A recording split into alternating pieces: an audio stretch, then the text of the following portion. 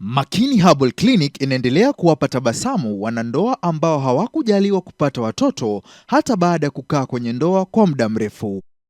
Bwana Patrick Magomeri na bibi Gladys wameishi katika ndoa zaidi ya miaka 5 bila kufanikiwa kupata watoto. Wamekuwa wakihangaika kutafuta matibabu bila mafanikio.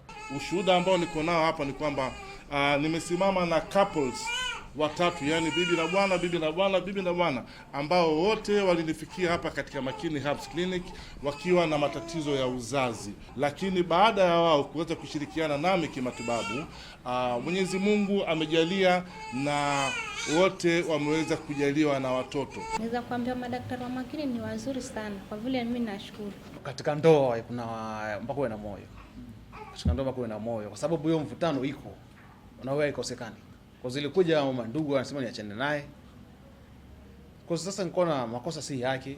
Kwa hivyo wote ambao wana matatizo ya uzazi pale nyumbani, fikeni mbele ya Makini Herbal Clinic, tutaweza kuwasaidia na nanyi pia muweze kufurahia maisha ya ndoa. Makini Herbal Clinic inapatikana katika miji ifuatayo: hapa Mombasa katika jumba la Aro Plaza karibu na hoteli ya Gulshan, na sasa wana tawi jipya mjini Kilifi karibu na Naivas Supermarket.